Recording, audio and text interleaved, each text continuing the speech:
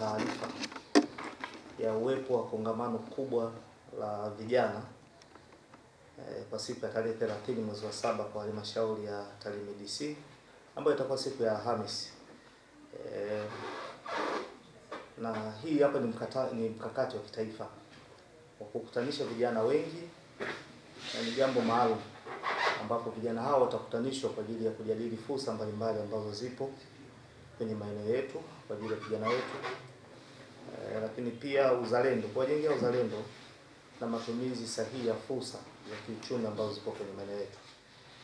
Kwa wilaya yetu ya Tarime, kwa maana ya halmashauri, tutafanya kongamano katika ukumbi wa kanisa Katoliki pale Silali siku ya tarehe 30 mwezi wa 7 kuanzia saa 2 asubuhi mpaka saa 10 jioni.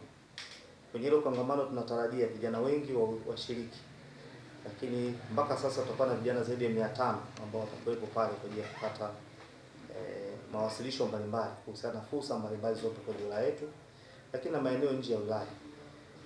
Tutakuwa na watoa mada mbalimbali ambao watakuwa wawezeshaji kutoka chuo cha kumbukumbu ya Mwalimu Nyerere kilichopo maeneo ya Butiama, lakini tutakuwa na wataalamu wa afya ya akili kwa sababu tumeona ni changamoto kubwa kwenye maeneo yetu, changamoto ya afya ya akili. Kwa hiyo tutapata na wataalamu ambao watatupitisha kwenye hayo maeneo. Lakini tutakuwa na taasisi mbalimbali za kifedha, mabenki yatakuwepo hapo kwenye maeneo hayo kwa ajili ya kutoa mawasilisho ya namna gani wewe kupata mikopo mbalimbali kupitia mabenki, ambapo kuna fedha serikali imeweka zenye riba nafuu kwa wale wajasiriamali.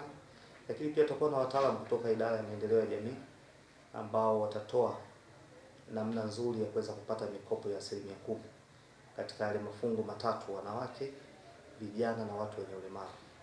Kwa hiyo nitoa wito kwa wanatarime wote na maeneo ambayo yanatuzunguka kuweza kushiriki ipasavyo kwenye kongamano hilo ili tuweze kuona fursa mbalimbali ambazo tunaweza tukazitumia kwenye maeneo yetu.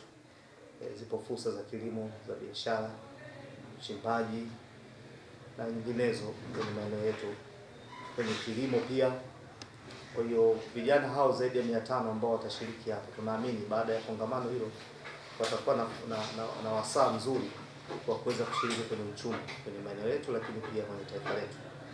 Kwa hiyo niendelee kutoa wito kwa vijana wengine kuja kushiriki kwenye kongamano ili tuweze kukutana na fursa mbalimbali na matumizi ya fursa ambazo tunazo kwenye maeneo yetu, lakini pia kujengeana uzalendo kwenye nchi yetu kama vijana ambao ni tegemezi kwa taifa letu.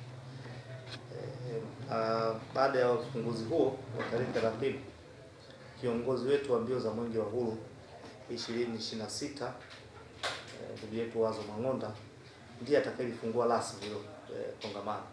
Licha kwamba tulikuwa tumeanza siku ya tarehe 30 na siku ya tarehe 4 ndio itakuwa siku ya kukimbiza mwenge kwenye eneo letu, na sehemu iliyoandaliwa kiongozi wetu atafungua rasmi kongamano hilo.